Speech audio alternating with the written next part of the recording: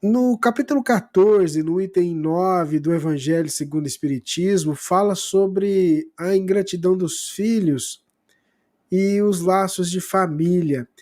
Essa ingratidão tem relação ao grau de evolução ou à educação no lar?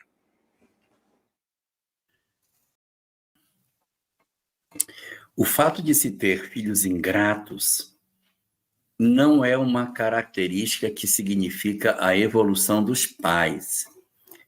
Jesus já dizia isso no seu diálogo com Nicodemos, que o Espírito sopra de onde quer.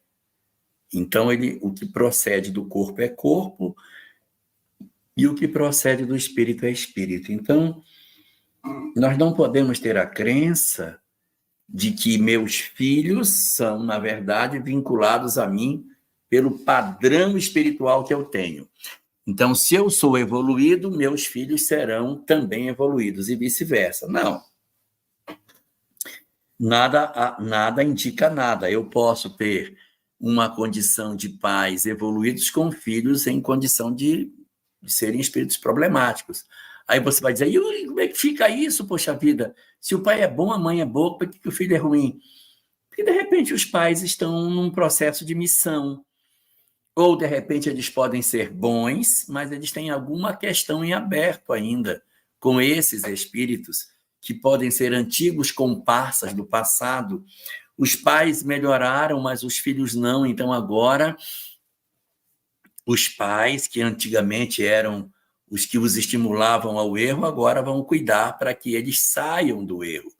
E aí você vai encontrar situações de ingratidão filial, mesmo com pais vivendo de maneira satisfatória.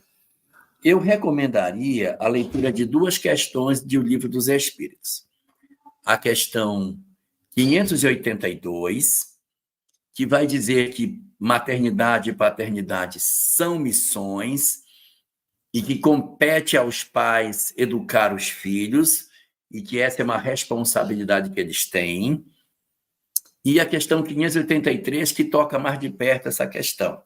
Na 583, a pergunta é: se os pais fizerem tudo certo e o filho entrar pelo caminho errado, o pai é culpado?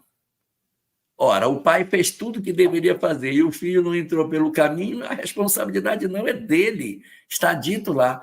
Não, se os pais cumpriram com a sua missão de paternidade, maternidade, a responsabilidade não é deles, porque eles fizeram, porque o meu papel não é salvar meus filhos, é dar a eles a condição de que eles se levantem. Você pegou aí do Evangelho segundo o Espiritismo, capítulo 14, o item 9, não é? Pois é, aí nesse capítulo 14 tem aquela famosa mensagem da ingratidão filial, né? Que é da onde começa esse texto que você foi buscar. E aí existe aí num momento assim, ó: que fizeste dos filhos confiados à vossa guarda. Tem um pedacinho assim: vossos cuidados, tarará, tarará.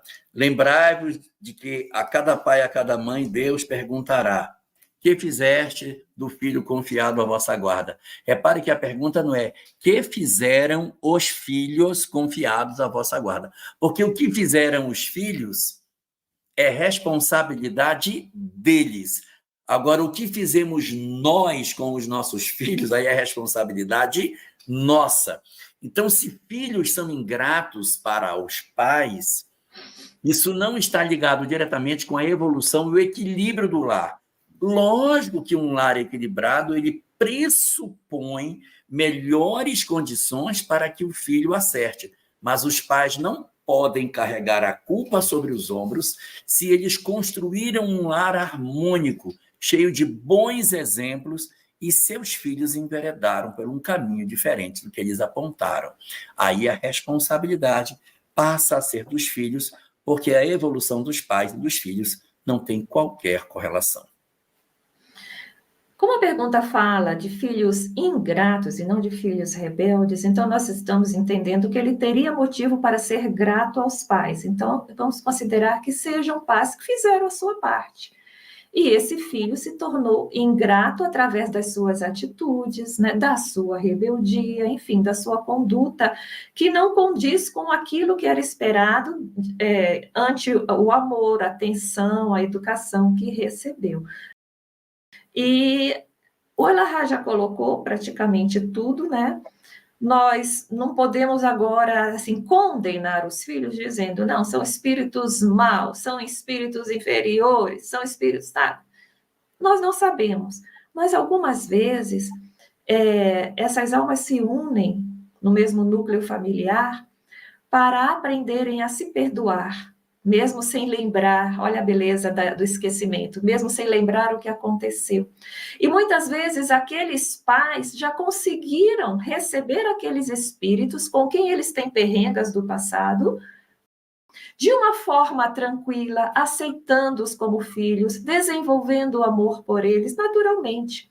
Mas as almas que renascem como filhos, talvez ainda guardem um grande ressentimento, uma grande mágoa no coração, intuitivamente. E quando olham, geralmente, ou o pai ou a mãe sentem uma aversão, recebem o carinho e sempre acham que aquilo é mentiroso, porque antes existia alguma coisa, algum sofrimento que foi imposto a esses espíritos, entendeu?